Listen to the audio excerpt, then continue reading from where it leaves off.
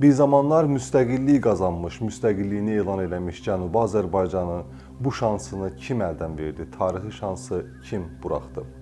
1940-cı illərdə Güney Azərbaycanın azad olunması üzrə aparılan siyasət, Cənubi Azərbaycanın azad edilməsi, dövlətin elan olunması çoxları üçün qaranlıqdır. Cənubi Azərbaycanın sonu əsl müstəqilliyə girəcək bir yola qədəm basmışdı. Çox yaxın keçmişdə baş verən bu hadisə necə yaranmışdı? Hər şey həll olunmuşkən milli hökumətdən niyə imtina edildi? Bura TV11, adım Sərdar Amindir. Başlayaq. Bir gün Təbrizə aparılacaq deyə dəmir qutuda Bakıda dəfn olunan bu elan olunmuş müstəqil ölkənin rəhbəri Seyid Cəfər Pişəvərinin sümükləri. 1940-cı illərdə Güney Azərbaycanın azad olunması üzrə aparılan siyasət, Güney Azərbaycanın azad edilməsi, dövlətin elan olunması çoxları üçün qaranlıqdır. İkinci Dünya müharibəsi başlayan kimi bitərəfliyini elan edən İran çox keçmir ki, SSRİ-yə qarşı müəyyən iddialar səsləndirir. Hətta İran şahı 17 may 1940-cı il 643 sayılı notasında Azərbaycanı Qafqaz Azərbaycanı kimi qeyd edir. Yəni SSRİ Azərbaycanı kimi yox. SSRİ İrana girmək üçün axtardığı bəhanəni tapmışdı. 1921-ci ildə iki ölkə arasında imzalanan müqaviləyə uyğun olaraq 1941-ci ildə Zaqafqaziyada diskalasiya olunmuş 17-ci ordu təhlükəsizlik üçün İran ərazisinə mümkün müdaxilə adı altında irəliləyir. SSRİ İran neftini olan iddiasını həyata keçirmək üçün əlində iki kozır var idi. İstinad kimi ya kürdlər əsas götürməli idi, ya da azərbaycanlılar. Bir çoxları bu işdə kürdlərin maraqlarını qabartmaq, Tehranı bu yolla sıxışdırmağı təklif edirdi. Lakin Mircəfər Bağırov Lavrenti Beryanın köməkliyi ilə Stalini Azərbaycanlılara istinad etməyin daha uyğun versiya olduğuna inandıra bildi. Bağırov Stalinin neft ehtirası və SSRİ ideologiyasının genişləndirilməsi, iqtisadi iddiaların təminatı fonunda Güney Azərbaycanı Azərbaycan SSRİ-yə birləşdirmək istəyirdi. Təbii ki, Azərbaycanın hansı gücün diktəsində olmasından asılı olmayaraq bütöv şəkildə mövcudluğu vacib idi. Bunu Bağırov da yaxşı başa düşürdü. Bu dəyişilməz reallıqdır və Bağırov bir əsr əvvəl atılmış yanlış addımı gec də olsa dəyişmək istəyirdi. Yəqin ki, Bağırov onu da başa düşürdü ki, Azərbaycanın Fars rejimi ilə müqayisədə SSRİ boyunduruğundan çıxmağı daha rahatdır. Bu ölkə bir gün dağılacaq. Bu istəklə Güney Azərbaycanı Farslardan xilas edib SSRİ-yə qatmaq istəyirdi. 1941-ci ildə Stalin Bağırova bir günlük Moskvaya gəlmək barədə şifroqram göndərir.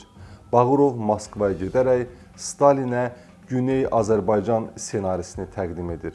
Plana görə Azərbaycan Komünist Partiyasının Mərkəzi Komitəsinin katibi Əziz Əliyev Güneyə gedəcək, partiya qrupunun sədri olacaqdı. Qrupa Süleyman Rəhimov, Mehbalı Əmiraslanov, Mirzə İbrahimov, Ağa Səlim Atakişiyev, Mustafa Quliyev və başqaları daxil idi. Stalin planı təsdiqləyir və iş başlayır. Plan tezliklə bəhrəsini verir. İngiltərə, İran, SSRİ müqaviləsi imzalanır, ideoloji işləri uğurla həyata keçirən Vətən Yolu qəzeti dərc olunmağa başlayır. Təəssüf ki, bu hadisələr müharibənin, yəni İkinci Dünya müharibəsinin qızğın günlərində baş verirdi və müharibə heç bir tərəfin gözləmədiyi kimi uzanmaqda davam edirdi. Müharibənin bəlli təsir nəticəsində eyni zamanda SSRİ-nin İngiltərə ilə münasibətinin soyumaması üçün düşünülən planlar nəticəsində Güney Azərbaycana ayrılan diqqət zəiflədildi. Yəni müharibə fonunda Güney Azərbaycan planı ikinci cərgəyə qoyuldu. Bağırov Stalindən aldığı sözə uyğun olaraq müharibənin səngiməsini gözləyirdi. Bunun üçünsə o daha 3 il gözləməli oldu. İşlər tamamilə saxlanılmamışdı, amma istənilən sürətlə də getmirdi. 1944-cü ildə sular durulandan Almaniyanın artıq məğlubiyyəti aydın olduqdan sonra Bağırov bir daha bu məsələni qaldırdı və Stalinə müraciət etdi. Beləliklə 1944-cü ildə Bağırov Stalinə Cənubi Azərbaycan mövzusunda ilk məktubunu yazır və bu məktub həm hesabat, həm də planları təqdim edirdi. Məktubun mətni uzun olduğundan verilişdə təqdim edə bilmirik. 1945-ci ilin avqustunda Bağırovun təqdimatı ilə yenilənmiş SSR-nin Tehrandakı səfiri Əhəd Yaqubov Təbrizə gəlir və İran Xalq Partiyasının, yəni TUDənin Azərbaycan bölməsini Azərbaycan Demokrat Partiyasına birləşdirir.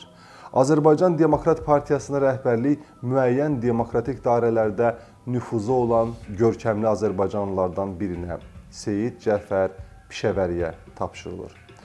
Müxtəlif çətinliklərə baxmayaraq 1945-ci il dekabrın 12-sində Təbriz şəhərində Azərbaycan Milli Məclisi işə başlayır. Eyni gündə məclis Seyid Cəfər Pişəvərini nazir seçir və baş nazirdə 10 nəfərdən ibarət hökumət yaradır. 6 yanvar 1946-cı ildə Güney Azərbaycanda Azərbaycan dili rəsmi dil elan olunur. Ardınca yeni ölkədə Azərbaycan radiosu, Dövlət Teatrı, Dövlət Universiteti və digər milli mədəniyyət və sosial ocaqlar yaradılır. Təbii ki, Fars rejimi də hər nə qədər uğursuz durumda olsa da, Güney Azərbaycanda gedən proseslərin ciddiliyini başa düşürdü və onlar da boş oturmurdu. Elə ilk gündən İran baş naziri Mirzə İbrahim xan Həkimi deyirdi ki, bu barədə yığılıb qalmış işləri həll etmək üçün mütləq SSR rəhbərliyi ilə görüşülməlidir. Həkimi deyirdi, mən də böyük Azərbaycan xalqının oğluyam. Bu diyarda anadan olmuş və bu diyarda böyümüşəm. Mən bu insanların İrana böyük sevgi bəslədiklərini bilirəm. Öz qardaş və bacılarımın vətənpərvərliyinə hörmətlə yanaşıram. Nəsə bu sözlər mənə son günlərdə deyilən bir sözlərlə yaxınlıq kimi görünür. Həkiminin görüşlərinə əhəmiyyət verilmədiyini gördükdə İran Moskvaya, Londona və Vaşinqtona etiraz notası göndərir. Azərbaycan haqqında məsələni BMT sessiyasında qaldıracağını bildirir. Beləliklə, İranda Həkimidən sonra yenidən baş nazir postuna gələn Əhməd Qəvam, hansı ki, Pişəvəri də durmadan onun əlindən dad edirdi, ölüm anında da tez-tez Allah Qəvamın bəlasını versin deyirdi, həmin Qəvam SSR ilə müxtəlif üsullarla dil tapmağı bacarır. İkinci Dünya müharibəsinin bitdiyindən Böyük Britaniya və Birləşmiş Ştatlar SSR-yə müqaviləyə uyğun olaraq ordusunu İran ərazisindən çıxarmalı olduğunu xatırlayır. Amma həm Molotov, həm də Stalin bu söhbətdən yayınmağa çalışır və İranın SSR üçün təhlükə olduğunu əsas gətirərək prosesi yubatmağı bacarırdı. Təəssüf ki, bu müddət ərzində yeni hökumət Güney Azərbaycanda kökünü lazımca möhkəmlədə bilmirdi. İranın baş naziri Əhməd Qəvamın siyasətindən və müttəfiqlərlə görüşdən sonra Stalinin Güney Azərbaycanla bağlı fikrində dəyişikliklər sezilməyə başlayır. İranın yeni baş naziri Qəvvam Stalinin İrana daxil olmasından bir nömrəli məqsədin İranın şimal ərazisindəki nefti ilə əlaqəli olduğunu yaxşı bilirdi. Beləliklə, İran baş naziri Qəvvam fürsət tapıb Stalinlə görüşür. Həmin görüşdə artıq deyə bilərik ki, Güney Azərbaycanın taleyi həll olunur. Qəvvam Stalinin gözünün İran neftində olduğunu yaxşı bildiyi üçün bildirir ki, İranın şimalında neft yataqları var və İran bu yataqları SSR-nin istismarına verməyə hazırdır. Onsuz da son vaxtlar bu məsələdə sıxışdırılan Stalin üçün bu təklif göydən düşmə olur. Beləliklə, Güney Azərbaycanın müqəddəratını əleyhimizə həll edən 5 müddəadan ibarət bir anlaşma imzalanır. SSR ordusunun Güney Azərbaycandan çıxarılmasına verilən qərardan düz 10 gün sonra aprelin 4-də SSR və İran arasında Sovet İran Neft şirkətinin qurulması ilə bağlı müqavilə imzalanır. Neft sazişindən sonra isə Milli Hökumətin rəhbəri Pişəvəriyə Tehran hökumətinə qarşı çıxış etməmək tapşırılır. Sovetin Təbriz siyasətindəki dəyişiklik çox təmkinli şəkildə həyata keçirilir. Öncə elan olunmuş yeni hökumətin adı artıq çəkilməməyə başlayır. Biz digər sənədlərdə artıq yalnız Demokrat Partiyasının adını görürük və Pişəvərin adı ilə hökumət başçısı kimi deyil, partiya sədri kimi rastlaşırıq.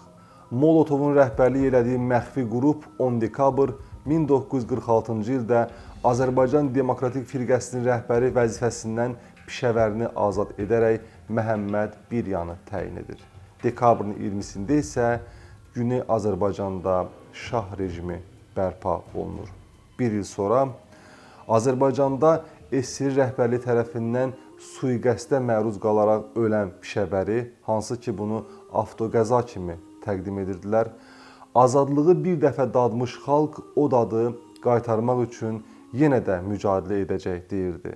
Necə ki, bir kərə yüksələn bayraq bir daha enməz deyiminə 70 il lağ eləmişdilər, amma 71 il sonra o söz həyata keçdi, Azərbaycan müstəqilliyinə qovuşdu. Pişəvərinin sözlərindən də bugün məhz təxminən 70 il keçir. Birinci Fəxri Xiyabandakı sümükləri isə gec-tez Təbrizə köçürüləcək deyə xüsusi beton qutuda bastırılmışdı.